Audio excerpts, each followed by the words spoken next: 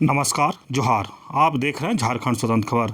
हमारे साथ सुमित जी हैं और हम बात करेंगे कि पेशा पर सब अलग अलग तरीके से अपना बहस कर रहे हैं, लेकिन आदिवासी जो क्षेत्र के हैं या अनुसूचित क्षेत्र में लोग पेशा मानने को तैयार या पेशा के तहत चलने को तैयार हैं कि नहीं, पेशा पर सरना ईसाई क्यों होता है, यही सब हम बात करेंगे सुमित जी से और जानेंगे इस पर इनका क्या विचार है।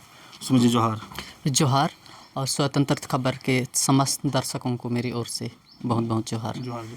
ये बताइए कि ईसाई पेशा पर सरना ईसाई क्यों होता है और जो अनुसूचित क्षेत्र के लोग जो हैं पेशा के तहत चलने के लिए तैयार हैं कि नहीं। देखिए, वर्तमान परिस्थिति में जब हम देखते हैं कि एक तो जो पेशा पर जो सरना ईसाई हो रहा है, ये एक सोची समझी साजिश के तहत, क्योंकि ये पेशा एक्ट को लोग लागू करना नहीं चाहते हैं। ये पेशा एक्ट के अंदर जो आदिवासियों के जो संवैधानिक अधिकार है, वो संवैधानिक अधिकार को ना तो सरकार इन्हें लागू करना चाहती है और ना ही जो आजू बाजू में जो लोग बैठे हुए हैं, कुछ आदिवासी विरोधी मानसिकता के लोग हैं, उन्हें धर्म के नाम पर इस पेशा एक्ट को रोकने के लिए एक साजिश के तहत धर्म को आगे किया जा रहा है, जिससे ये आदिवासी समाज के लिए बहुत बड़ा नुकसानदायक है।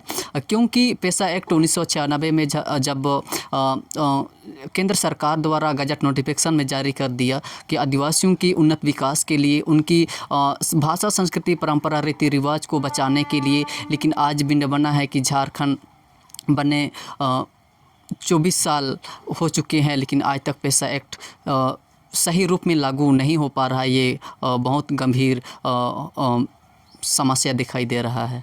सुमित जी, लेकिन ये तो बोले कि सरना ईसाई पर, लेकिन का जो पेशा जब लागू हो जाएगा तो अनुसूचित क्षेत्र के लोग हैं जो मानेंगे या मानने के लिए तैयार हैं कि नहीं। ये बहुत गंभीर सवाल है और देखना होगा पेशा एक्ट आदिवासी क्षेत्र के लिए कितना सख्ती से लागू हो रहा है और इस पेशा एक्ट के तहत आदिवासी समाज कितना मुखर होकर अपने पेशा और अपनी पारंपरिक व्यवस्था के अनुरूप ढलने को या मानने को तैयार होंगे। ये तो जब पेशा एक्ट लागू होगा तभी इसका जो मूल भावना है उसको हम देख पाएंगे। ये कहना मुश्किल होगा कि लोग कितना इसका अनुपालन कर रहे हैं, लेकिन वर्तमान परिस्थिति में हम जब इनको देखते हैं तो आज भी आदिवासी अपनी व्यवस्था को इतना गंभीर रूप से नहीं मान रहे हैं, जिसके कारण ही सरकार के लिए एक नई दरवाज़ा खुल के सामने आ रहा है और हमारी जो व्यवस्था है उस व्यवस्था पर हमला कर रही है। लेकिन जिस तरह से आप लोग कह रहे हैं कि ग्राम सभा, पारंपरिक ग्राम सभा की जो बात कर रहे हैं, तो यहाँ पर दो सवाल उठ रहा है। एक हो रहा है कि पेशा एक्ट 1996 जो 23 प्रावधानों के तहत लागू हो, एक ये भी कह रहे हैं। दूसरा जो है कि JPR 2001 जो है उस पर भी लोग लागू करने की बात कर रहे हैं, लेकिन कुछ लोग हैं कि कह रहे हैं खिचड़ी बन जा रहा है। जो पेशा एक्ट 1996 में ही JPR घुसा करके लागू करना लोग चाहते हैं, उस पर आप क्या कहेंगे।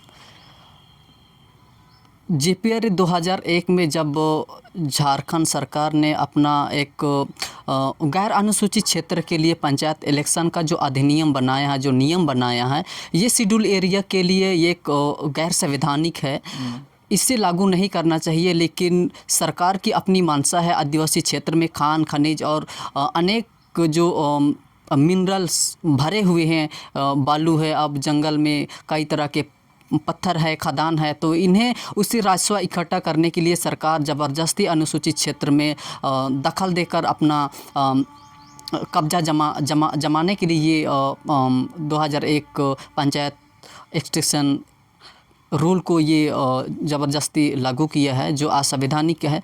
लेकिन शेड्यूल एरिया के लिए जब तक राज्यपाल नोटिफिकेशन जारी नहीं करता है जो स्पेशल प्रोविज़न के तहत, तो ये सरकार का कोई अधिकार नहीं, क्योंकि शेड्यूल एरिया में सरकार या सरकार के अधिकारी भी एक व्यक्ति हैं। तो ये ज़बरदस्ती वहाँ पर अपना हक जमाने के लिए या अपना राजस्व इकट्ठा करने के लिए सरकार एक नई दरवाज़ा खोल दी है। लेकिन आप जब अनुसूचित क्षेत्र की बात कर रहे हैं, पंचायत चुनाव, तो पंचायत चुनाव तो कुछ दिन टला था झारखंड में, उसके बाद फिर पंचायत चुनाव तो आदिवासी समाज के ही लोग मुखिया बनने गए, जो भी तमाम जिला परिषद बने, तो वो भी चाहते थे कि पंचायत चुनाव हो, तब तो हुआ, उसका कहीं विरोध तो हुआ उसके बाद नहीं। देखिए, विरोध तो हुआ था क्योंकि ये असंवैधानिक है। 5वें अनुसूचित क्षेत्र में ये गैर संवैधानिक तरीके से इन चीज़ों को किया गया। यदि उस पर भी आदिवासी समाज अगर उस चुनाव में भी अपना हिस्सेदारी नहीं होते या उसमें भागीदारी नहीं लेते तो शायद बिना वोट से भी लोग वहाँ जीत जाते।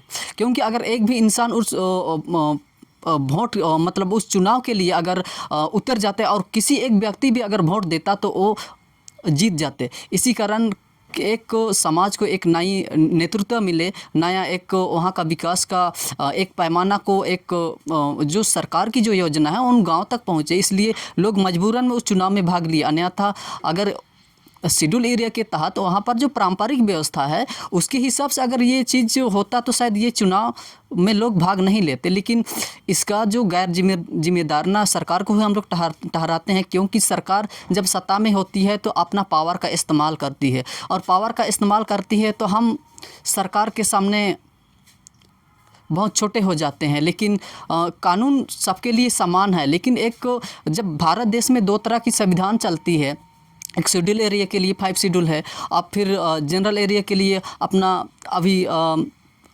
2001 का अधिनियम जो पंचायत कानून बनाए वो है। लेकिन ज़बरदस्ती जो सरकार इस तरह से आदिवासी के क्षेत्र में जो कानून थोपती है ये बहुत ही निंदनीय है। सुमित जी, अभी एक और सवाल, सदान के लोग जो हैं वो पेशा कानून को विरोध कर रहे हैं, उस पर आप क्या कहेंगे? देखिए, ये जो पेशा का जो विरोध करें हम इससे पहले कि अगर हम जाते हैं पूर्व, जब पिछले बार जब हेमंत सोरेन सरकार थी, जब पूरे झारखंड के आदिवासी मूलवासियों ने 1932 खतियान को लेकर पूरे एक मंच पर आ गए थे, तब स्थानीय नीति की मांग पुरजोर तरीके से हो रहा है और सरकार को भी काफ़ी सामना झेलना पड़ा। इस दरमियान भी हम जब देखते हैं कि जब आदिवासी मूलवासी अपने अधिकार की लड़ाई को लेकर एक हो जाते हैं तो ये कहीं ना कहीं एक सोची समझी साजिश के तहत उनको उस टाइम भी आदिवासी बनने के लिए उकसा दिया गया था। जब ये उकसा दिया गया था तो ये ऑटोमेटिक वो जो एक मंच में आए आदिवासी मूलवासियों का जो एकता थी वो भंग हो गई थी, और आज तक ये 1932 खतियान की जो मांग थी वो कहाँ सिमट कर रह गई ये पता ही नहीं। अभी यही है कि कुछ सरकार के हिस्से के लोग उनसे जुड़े हुए हैं और ये लोग पीछे से उनको धकेला जा रहा है, क्योंकि ये पेशा एक्ट को लोग लागू नहीं करना चाहते हैं। क्योंकि हम पहले ही बोल चुके हैं कि अनुसूचित क्षेत्र में, आदिवासी क्षेत्र में इतने सोने चांदी और के तमाम मिनरल भरे हुए हैं। अगर ये पेशा एक्ट लागू होता है तो सरकार को इस क्षेत्र में दखल नहीं कर सकते हैं, और जिससे जो अभी राजस्व मिल रहा है तो वो नहीं मिल पाएगा। यही कारण है कि पक्ष हो या विपक्ष हो, सरकार की अपनी एक मंशा है, और जो ये अब महतो लोग जो विरोध कर रहे हैं ये मैं समझता हूँ कि ये आदिवासी क्षेत्र के लिए जो संवैधानिक कानून बना है उसके जो विरोध है ये असंवैधानिक है, और इसका मैं पुरजोर विरोध करता हूँ। परिचय कर दीजिए। मैं सुमित गुड़िया, तुरपा खुट्टी से।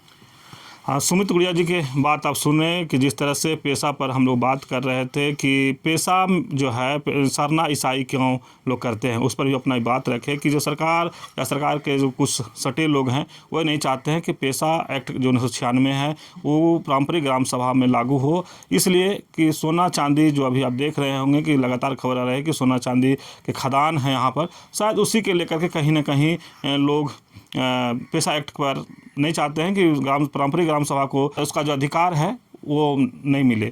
लेकिन जिस तरह से ये और कह रहे हैं कि चाहे पक्ष हो या विपक्ष, वो कोई नहीं चाहता है कि पेशा एक्ट 1996 में लागू हो। और दूसरी सवाल है कि जो अनुसूचित क्षेत्र जो है, जो आदिवासी समाज या लोग वहाँ पर रहते हैं, वो पेशा को किस तरह से देखते हैं उस पर भी अपनी बात को रखें। तो इस तरह खबर को देखने के लिए आप झारखंड स्वतंत्र खबर से जुड़े रहिए। जोहार, नमस्कार।